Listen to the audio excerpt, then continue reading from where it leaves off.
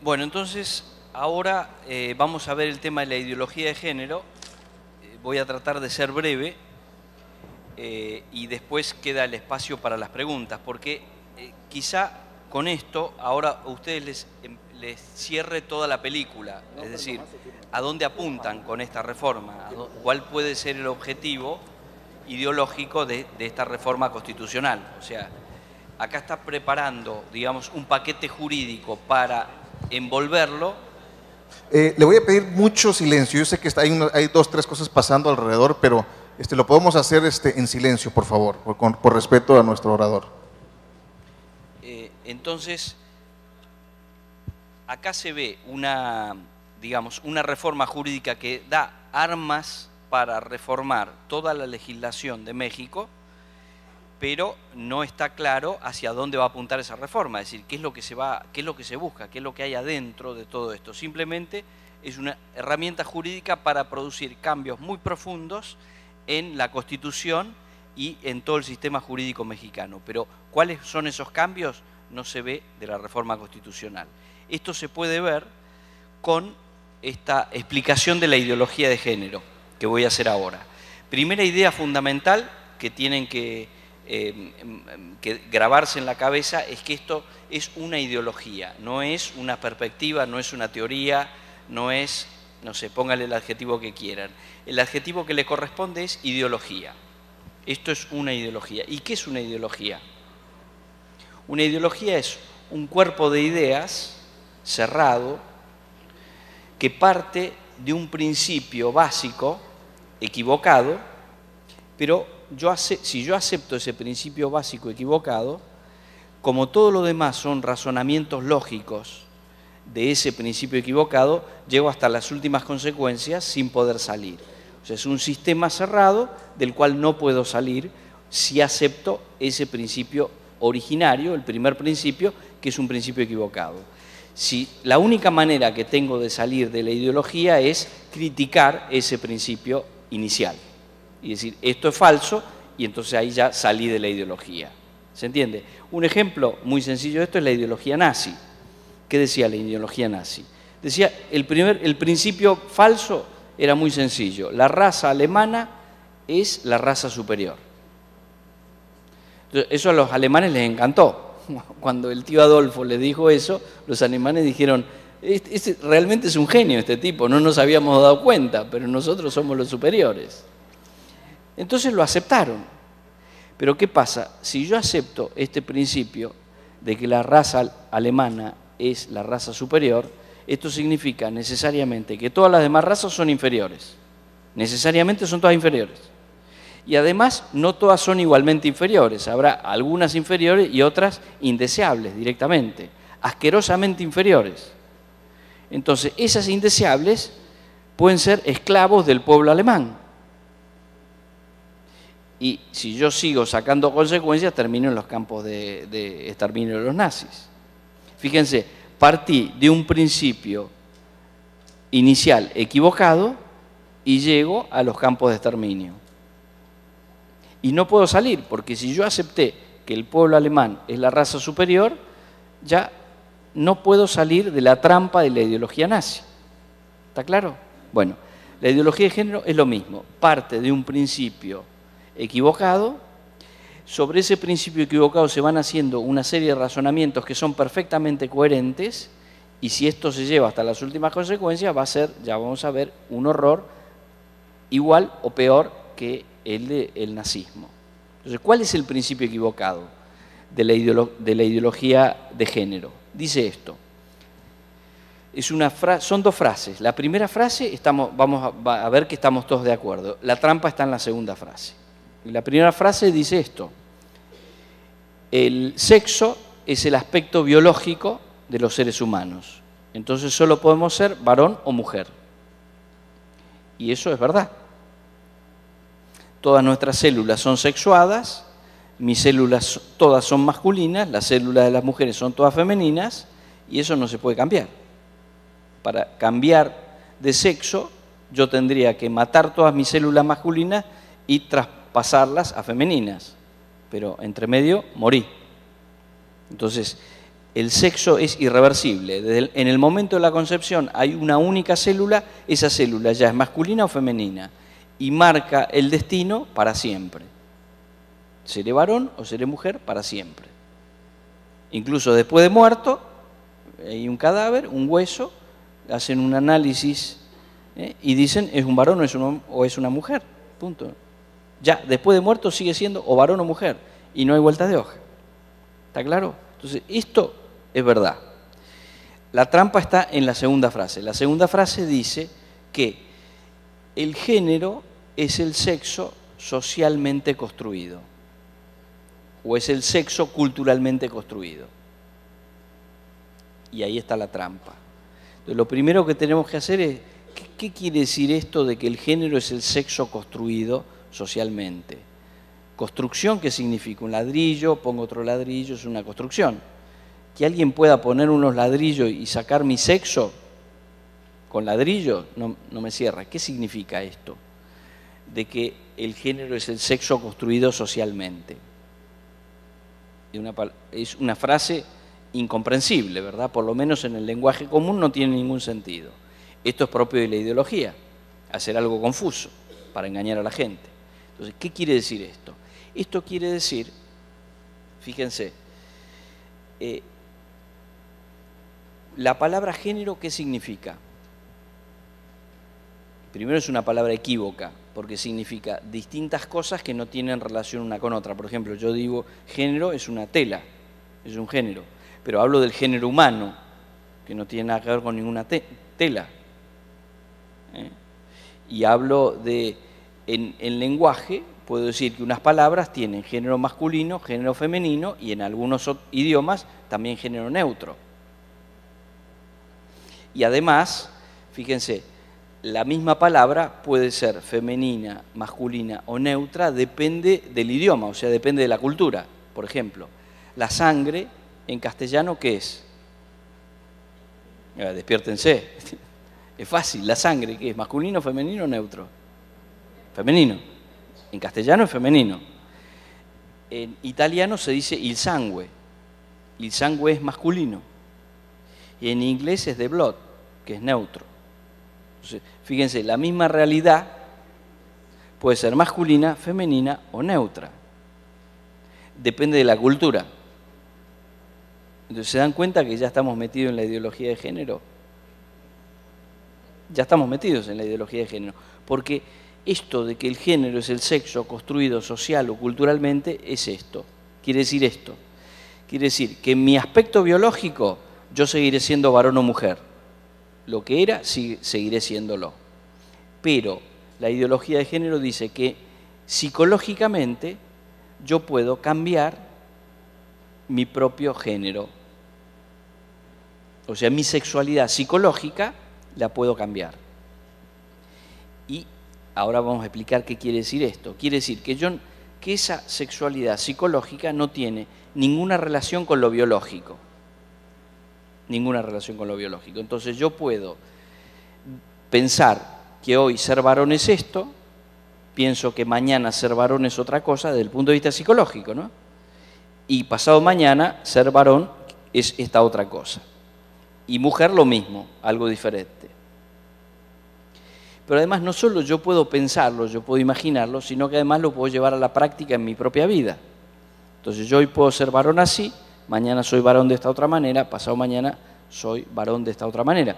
Pero además puedo saltar de género. Entonces hoy puedo querer ser varón con este contenido y mañana quiero ser mujer con este otro contenido.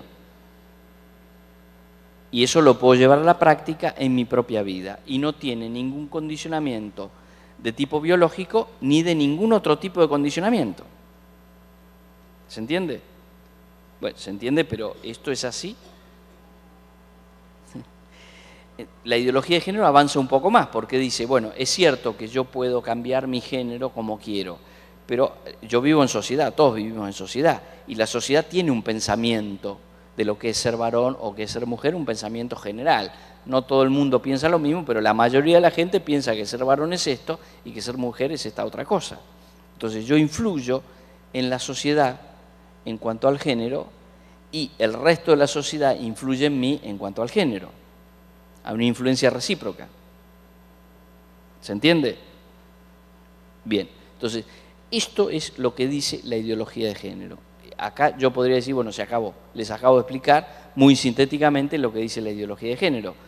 Pero empecemos a sacar algunas consecuencias, porque si esto fuera cierto, hay que empezar a sacar consecuencias. Si esto fuera cierto, la primera consecuencia es muy sencilla. Ya no existe más varón y mujer. Ya no existe más varón y mujer. ¿Por qué? Por una razón muy sencilla. Porque si todos tenemos autonomía absoluta para construir nuestro propio género, tanto varones como mujeres, entonces somos idénticos. No es que somos iguales. Hoy decimos que varones y mujeres somos iguales, iguales en derechos, iguales en dignidad, pero no somos iguales, somos diferentes. Y no solo eso, sino que todos los varones somos diferentes entre nosotros y todas las mujeres son diferentes entre ellas. Basta mirar, súbanse acá, miremos y somos todos diferentes. Pero si todos podemos, con autonomía absoluta, autoconstruir nuestro propio género, en realidad somos idénticos. Ya no hay ninguna diferencia entre varón y mujer, porque los dos podríamos llegar a lo mismo, al mismo resultado, porque tenemos autonomía absoluta para construir nuestro propio género. Ahora bien, entonces si somos idénticos, varones y mujeres, ya no hay más varón ni mujer, porque somos idénticos. Entonces tendría que haber un solo nombre, una sola palabra. Hay dos palabras cuando hay dos realidades, un gato y un perro. Pero si son dos gatos, tengo una sola palabra, gato. Si son dos perros, tengo una sola palabra, perro. ¿Me explico? Entonces, si el género es la autoconstrucción de la propia sexualidad en lo psicológico, en cuanto al género, varones y mujeres somos idénticos y por lo tanto ya no hay diferencia entre varón y mujer, porque somos idénticos. Ahora bien, si somos idénticos varón y mujer, esto empieza a tener primero una consecuencia antropológica. Ya no hay diferencia entre los sexos, por lo tanto ya no hay diferencia antropológica en el ser humano. El ser humano es lo mismo. Las únicas diferencias son las biológicas, pero psicológicamente somos idénticos. Ahora, si psicológicamente somos idénticos varones y mujeres, no tiene ningún sentido hablar de la diferenciación sexual ni de la complementariedad de los sexos. Porque ¿cómo voy a complementar a dos cosas que son idénticas? Dos cosas que son idénticas no se complementan, porque son idénticas. No se pueden complementar. Para complementarse hace falta diferencia entre ellas.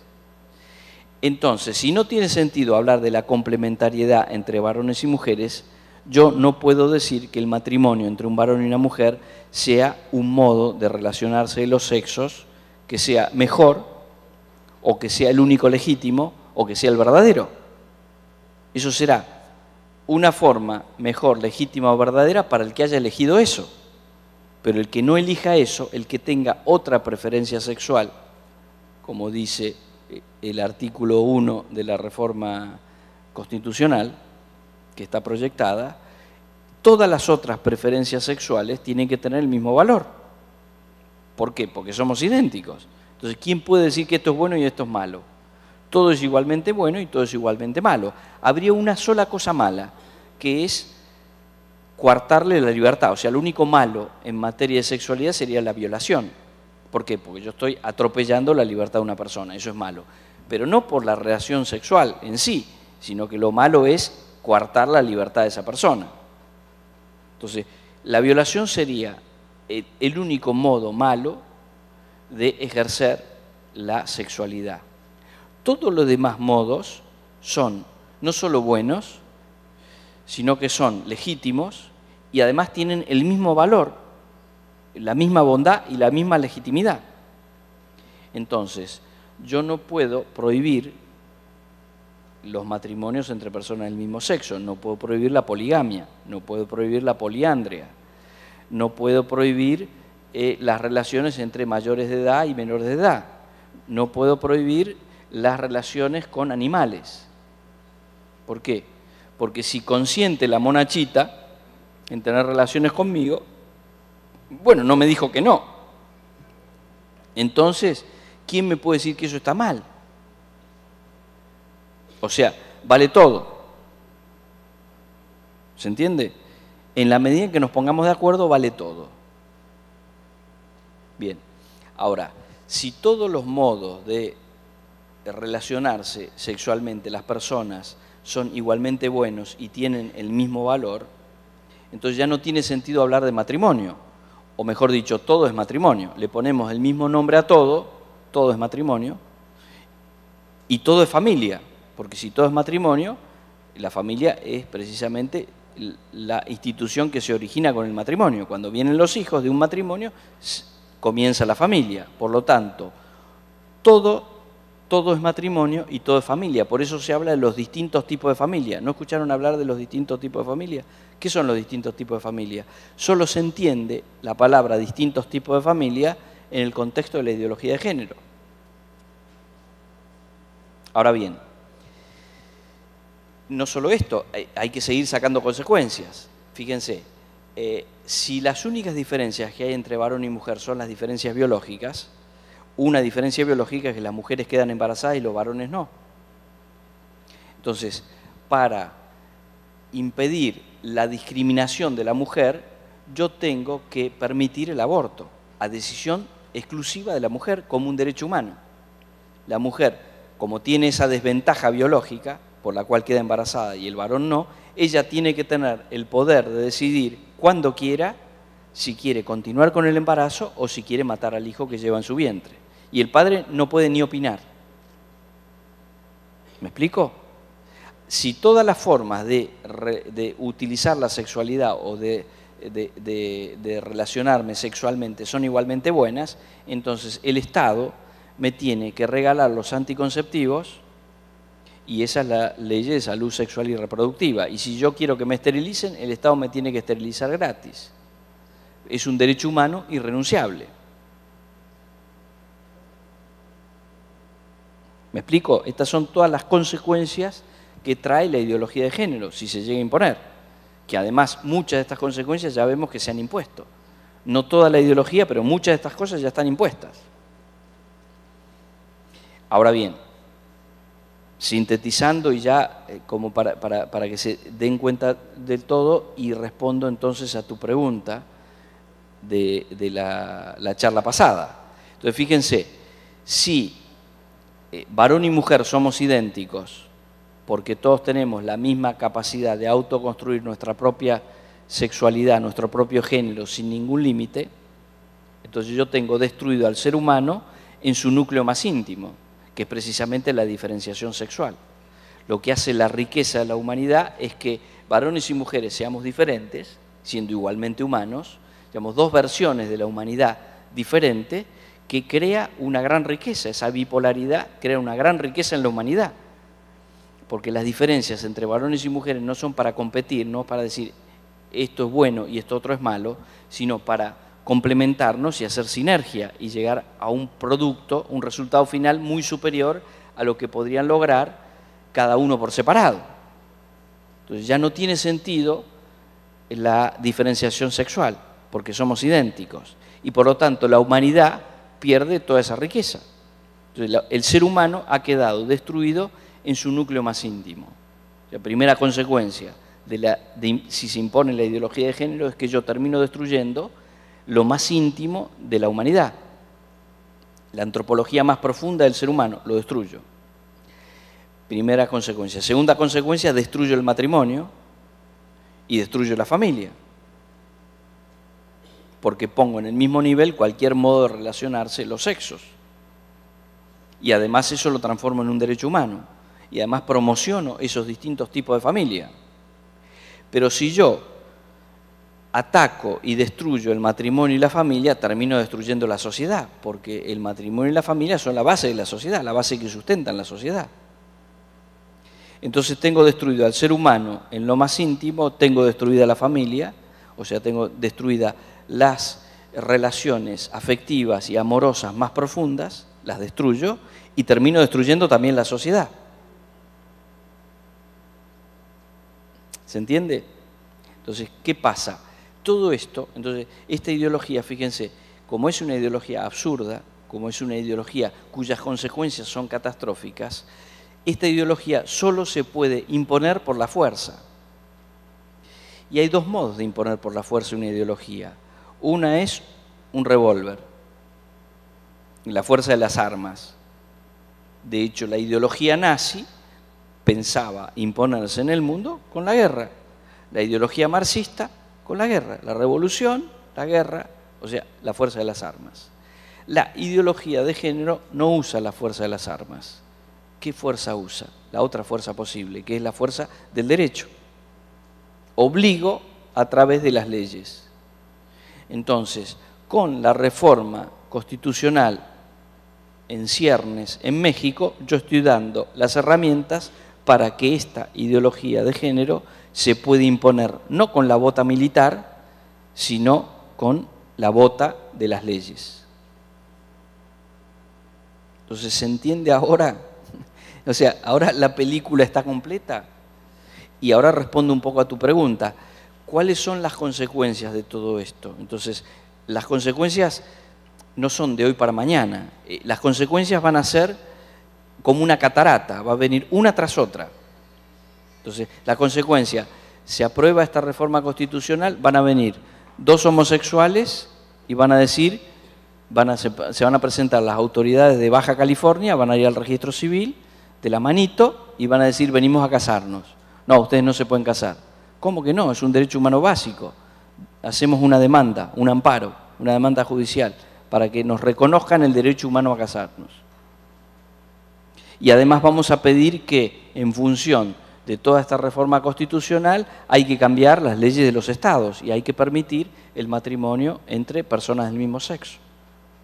Bueno, tardará más o menos, habrá más disputas legales o menos, serán más largas o más cortas, pero lo terminarán reconociendo. Cuando lo reconozcan va a venir un travesti y va a decir, yo soy un varón en cuerpo de mujer o soy una mujer en cuerpo de varón, no tengo la culpa de tener el cuerpo equivocado. Entonces, quiero dos cosas, que el Estado me pague la operación y que me cambien el nombre. Y esa va a ser la segunda cosa. Paralelo a esto, van a cambiar todos los planes de estudio de las escuelas, van a cambiar todo el material de estudio en las escuelas, o sea, los libros de texto. Van a educar a los docentes, van a capacitar a los docentes y van a tener que hacer cursos con determinado puntaje que si no hacen el curso no podrán dar clases, o por lo menos no podrán dar clases de determinadas materias, porque no están capacitados para las reformas estas que se han provocado.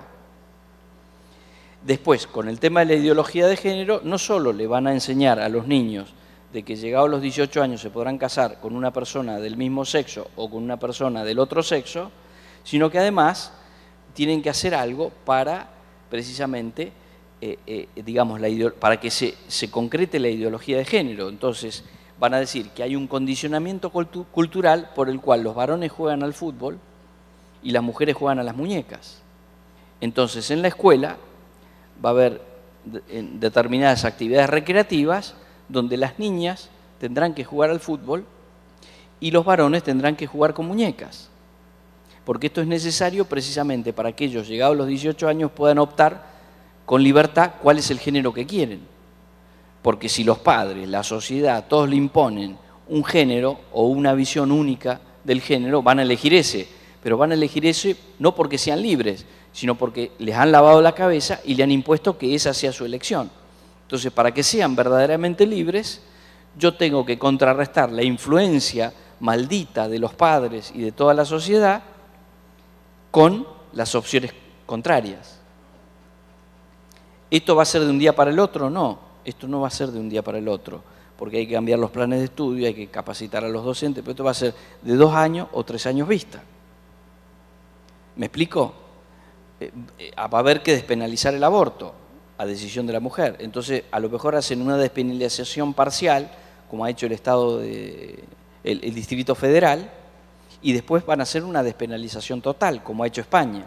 España en 1986 hizo una ley donde despenalizaba parcialmente el aborto, bajo algunas indicaciones, es decir, bajo determinadas condiciones se despenalizaba el aborto. El año pasado ya hicieron una ley donde el aborto está completamente despenalizado y transformado en un derecho humano básico de la mujer. O sea, las españolas tienen el derecho humano básico de matar a sus propios hijos. Fantástico. Una muestra de civilización, de cultura, de justicia, de razonabilidad. Pueden matar a sus hijos y es un derecho, tienen derecho a matar a sus hijos. Fantástico por las españolas. Bueno, esto mismo va a pasar si se impone la ideología de género.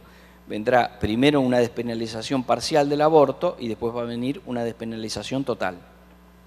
Esto es lo que les digo, lo que dije, anticipé, de que las reformas no van a ser de un día para el otro. O sea, el día que se apruebe la reforma de la Constitución, al día siguiente no va a pasar nada. Lo que pasa es que esto, en un corto plazo, va a tener unas consecuencias catastróficas, o podría tener, o es presumible que tenga consecuencias catastróficas en un plazo muy breve. Entonces, en 5 años, en 10 años, ustedes, la sociedad mexicana, no la van a conocer. Va a ser un país completamente diferente. Porque además, todo esto, fíjense, si yo le meto estas ideas en la cabeza a los niños de la más tierna infancia, a nosotros ya somos grandes, no nos pueden, por más que a mí me digan que yo me puedo transformar en mujer, bueno, chao, ¿viste? No, soy inmune, o sea, tengo una vacuna, ya estoy vacunado y esa idea no me entra en la cabeza. Y creo que a la mayoría de ustedes, si no todos, y espero que todos, esa idea no les va a entrar en la cabeza. No hay ningún problema, peligro cero. Pero si yo agarro a un niñito desde los 4 años y le empiezo a meter todas estas ideas, y si es varón lo hago jugar con las muñecas, y le voy diciendo todo este tipo de cosas, y se lo voy metiendo en todas las materias en la escuela, y además es lo que ve en el cine, es lo que se escucha en la música, porque es lo que se escucha en la música, es lo que se ve en la televisión. Entonces ese chico, no a los 4 años, porque los 4 años todavía es demasiado chico, pero a los 15 años no va a saber si es varón o mujer o si es un pejerrey. No va a tener idea. Esto, fíjense, para que vean lo dramático de todo esto, yo di una clase hace 2 años sobre ideología de género en un pueblito de 7.000 habitantes en la provincia de Córdoba, un pueblito de campo, gente de campo, campesinos, trabajadores, gente normal. Ese pueblito tiene 2 escuelas, una escuela es privada y otra escuela es estatal. Le di la clase a todos los docentes del pueblo, o sea que fueron todos los docentes de las 2 escuelas, sobre ideología de género. Cuando termino, se levanta una maestra, levanta la mano y dice, ahora entiendo la pregunta de mi hijo de la semana pasada. Todos nos quedamos así. ¿Qué pregunta? No, dice, no, es que yo tengo 2 hijos, un chico de 11 años y otro de 7. El de 7, la semana pasada me preguntó, mami, ¿yo qué soy? ¿Nene o nena? Entonces, la maestra dijo, esto, o sea, la duda no le pudo venir por lo que le enseño yo en casa. Ahora entiendo que la duda le vino por lo que se enseña en el colegio. Y yo soy docente en el colegio al que van mis hijos. Y acá están el resto de los docentes de la escuela a la que van mis hijos. Entonces nos tenemos que reunir porque hay algo que no funciona. Estamos haciendo las cosas mal. Porque no puede ser que mi hijo de 7 años me pregunte, mami, ¿yo qué soy, nene o nena? Entonces, con esto, ¿qué quiero decirles? Y ahí completo la pregunta. El tema de la ideología de género no es un problema que yo no lo tengo, porque yo tengo las ideas claras, yo sé que soy varoncito o sé que soy mujercita y que esto no lo voy a cambiar. Entonces yo estoy salvado. El problema de la ideología de género lo tenemos todos, porque puede que no lo tengas vos, pero si lo tienen tus hijos o lo tienen tus nietos, ¿un padre se desentiende de los problemas de sus hijos? ¿Un abuelo se desentiende de los problemas de su nieto? No, creo que no. Si son buenas personas, no se pueden desentender de un problema. Entonces, el problema ya lo tenés, porque la ideología de género ya la están metiendo en México de muchas maneras. Está en la televisión, está en el cine, está en material educativo, está en muchas leyes, o sea que está. Entonces, ¿Cuáles son los efectos? Los efectos previsibles son esto que acabamos de decir, la destrucción en definitiva de la humanidad. Esto no va a pasar. Esto no va a pasar porque hay un Dios que no lo va a permitir, y además no solo un Dios, sino también la propia inteligencia humana que va a reaccionar y va a decir, bueno, no, esto basta, esto es una locura, se acabó. Entonces, no va a prosperar. Pero en el entretanto, ¿cuánta gente va a morir por vía de estas leyes? ¿Cuánta gente va a ser infeliz por vía de estas leyes o por vía de esta enseñanza que se le den? ¿Cuánta gente se va a ver frustrada? Etcétera, etcétera. Podrán ser más o menos, depende de ustedes y de mí, que sea mucha menos gente. Y repito, el problema ya lo tienen, ya lo tenemos todos. Nadie puede eludir este tema, o este tema ya está, ya lo tenemos. Entonces, no se vale que cualquiera de nosotros diga, bueno, yo me ocupo de otros temas, que también son muy importantes y que tendremos que ocuparnos de muchos temas, sin duda, porque total, esto en realidad a mí no me afecta, es para otros. Esto puede ser que sea más grave o que sea más urgente para otros, puede ser, pero este es un problema de todos.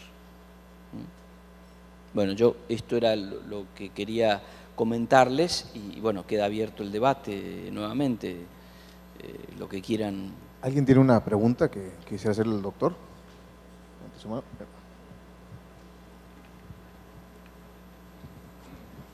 Sí, buenas noches, doctor.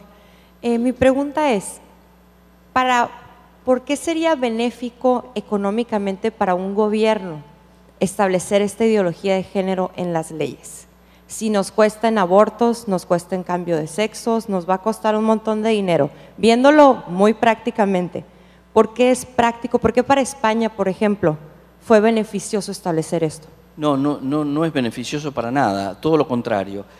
Fíjate vos, yo estuve en España en enero, hablando, di un curso sobre ideología de género para docentes, después, bueno, otra serie de actividades. Y fue un programa de televisión. En el programa de televisión era un programa de actualidad y nos tocaba entrar en un bloque siguiente, había una chica al lado mío y yo. Bueno, entonces le pregunto ella de qué iba a hablar. Entonces me cuenta, dice, yo soy profesional, soy arquitecta, tengo 28 años. Han cambiado la ley de seguridad social. Entonces, para jubilarse, hace falta tener como mínimo 65 años. Antes era 60 años la edad jubilatoria, la han elevado a 65 años. Pero además hay que tener 38 años de aportes jubilatorios. Yo tengo 28 años, soy profesional y no tengo trabajo. De hecho, la desocupación en este momento en España entre profesionales de entre 25 y 30 años es del 60%. O sea, el 60% hoy por la crisis en España, el 60% de los profesionales de hasta 30 años no tiene trabajo. Por lo menos no tiene un trabajo en blanco, digamos, un trabajo remunerado con seguridad social. Bien, entonces me dice, yo tengo 28 años, no conseguí trabajo. Si yo consiguiera trabajo mañana y hago 38 años de aportes, me jubilo a los 66 años. Cada año que pasa es un año más que se me atrasa la jubilación. Entonces, el sistema económico está quebrado en España y en toda Europa. ¿Por qué está quebrado? Por la falta de natalidad. ¿Por qué han tenido que elevar la edad jubilatoria y ponerte una serie de condiciones? Por una razón muy sencilla. Si nacen menos chicos, la población, digamos, de viejos, por decirlo de alguna manera, jubilados, llamemos jubilados, crece. Y cada vez hay menos activos para mantener a una clase pasiva cada vez mayor. Entonces, esto hace que en algún momento el sistema quiebra. En España ya quebró. En los países europeos está empezando a quebrar. Uno tras otro va a quebrar. La crisis económica. Hay todo un estudio de un economista italiano muy interesante. Y él dice, la causa de la crisis económica, más allá de una serie de cuestiones técnicas, ha sido precisamente el tema de la falta de natalidad en los países ricos. Y dice, ¿por qué? Muy sencillo. Cuando un matrimonio tiene 5 hijos, dice, bueno, ahorra ¿para qué? Para dejarle algo a sus hijos. Entonces ahorra para dejarle, entonces hay ahorro. Si ese matrimonio, en vez de tener 5 hijos, tiene un solo hijo, ahorra, pero ahorra para 1, no para 5. Y con el resto, ¿qué hace? Lo gasta. Entonces, si estos son números grandes a nivel de la sociedad, mucha gente empieza a gastar y no ahorra. Ahora, si no hay ahorro, no hay inversión. Entonces yo tengo menor inversión, si tengo menor inversión, tengo menor producción. Pero si yo tengo menor producción y mayor gasto, ¿qué pasa? Sube el precio de las cosas, porque tengo menor producción y mayor demanda. Entonces me sube el precio de las cosas artificialmente, porque todo esto en definitiva es artificial.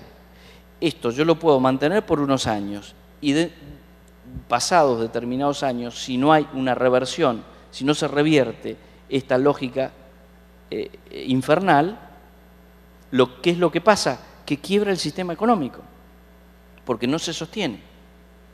¿Por qué? Porque no hay inversión. Y no hay inversión porque no hay ahorro. Y no hay ahorro porque no hay hijos. Entonces, no sé si respondo a tu pregunta. Es decir, todo esto no solo no trae ningún beneficio, sino que trae un montón de maleficios. Porque cuando yo destruyo al ser humano, y destruyo la familia, y destruyo la sociedad, yo mencioné solo eso, pero atrás de esas destrucciones está destruido todo lo demás. ¿Por qué cae el Imperio Romano? Porque invadieron los bárbaros.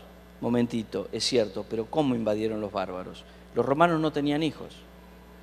En la época de Augusto, las legiones, la mitad del ejército romano estaba compuesta por romanos. La mitad tenían que ser romanos, la otra mitad podían ser extranjeros, pero al menos la mitad eran romanos. Después, ¿qué pasó? Los romanos no tenían hijos. Entonces las legiones era, el 10% de las legiones eran romanos y el 90% eran extranjeros. Y después, ¿qué pasó? Y como no tenían hijos, tampoco tenían para sostener un ejército tan grande. Entonces los ejércitos se debilitaron. Entonces, ¿cómo invadieron los bárbaros? Y pasaron, cruzaron la frontera, porque no había nadie que los parara. Y esas fueron las invasiones de los bárbaros. Roma, ¿por qué cae Roma? Roma cae porque los romanos dejaron de tener hijos. Y entonces, eso proyectado en el tiempo, determinó la caída del Imperio Romano. ¿Y esto lo conocen los gobernantes de nuestros países latinoamericanos? Deberían conocerlo. Si no conocen esto, a ver, esto es una cuestión elemental de geopolítica. O sea, esto es muy básico. Si alguien es gobernante y no conoce esto, bueno, es como que un médico no conoce lo que es la fiebre o no conoce lo que es un bisturí. Un cirujano no conoce lo que es un bisturí. O sea, es incomprensible. O que un abogado no conozca la Constitución. Es incomprensible. ¿Puede ser? Sí, puede ser. En el mundo de la política todo es posible. Ahora, claro, esto clama al cielo. O sea, si algún político ignorara esto, es lo mismo que un abogado que ignore que existe en su país una Constitución. No puede ser abogado. ¿Por qué lo implementan? Bueno, ahí eso ya habría que preguntarle a ellos, pero acá hay muchos intereses de por medio, indudablemente. Acá hay, un poco hablábamos en la charla anterior, de que hay un intento de un poder totalitario. El poder totalitario busca precisamente todo esto, es decir, tengo que tener todos los resortes. Y para tener todos los resortes, y el que tiene este interés sabe qué tecla le tengo que tocar a cada persona. Entonces, a alguno le puedo dar dinero, la mordida. Otro lo asusto. A otro le prometo una carrera de honores, no sé. Ellos tienen que ver qué tecla tocar. Otros son cuestiones ideológicas, porque si bien todos los resultados de estas políticas han sido catastróficos, los medios de prensa dicen otra cosa, dicen que son fantásticas.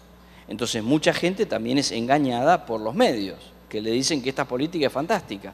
Entonces a lo mejor él es ignorante, pero lee el diario, prende la televisión y le dicen que estas políticas son fantásticas y son las políticas que además aplican los países ricos y creen que los países ricos son ricos porque aplican estas políticas, cuando en realidad son ricos porque trabajan. No nos engañemos, los países ricos son ricos porque trabajan. Y si nosotros, ¿por qué no somos tan ricos? Y porque trabajamos menos. Esa es la realidad. O trabajamos peor, porque a lo mejor trabajamos mucho tiempo, pero trabajamos con menos eficacia, entonces rendimos menos. Entonces, o trabajamos menos o trabajamos peor. Por eso ganamos menos dinero. Así de simple. Pero los países ricos son ricos no porque aplican estas políticas, sino que son ricos porque trabajan y trabajan bien. Ahora, nos hacen creer que los países ricos son ricos porque aplican estas políticas y nosotros seguimos trabajando mal y poco, y si encima aplicamos estas políticas, bueno, que Dios nos ampare, ¿no? Porque no va a quedar nada. ¿Está claro? Ahora, por eso digo, acá hay un montón de cosas. Y después hay un montón también de intereses particulares. O sea, estamos hablando de despenalizar el aborto. Bueno, los médicos aborteros les interesa. Estamos hablando de regalar anticonceptivos y las fábricas de anticonceptivos les interesan. O sea, hay un montón de intereses particulares que confluyen hacia el mismo objetivo. Eso también está claro, o sea, son muchos factores, no se puede decir que haya un único factor. Entonces, ¿hay confusión? Sí hay confusión. ¿Hay errores inducidos? Hay errores inducidos. ¿Hay gente que puede estar en estas cosas de buena fe? Seguramente hay gente que está en estas cosas de buena fe, pero bueno, es cuestión de explicarle, documentarlo, platicar con ellos, y si es de buena fe, cambiarán. Y después hay gente que tiene intereses económicos, tiene intereses políticos, de carrera, tiene intereses de un montón de factores.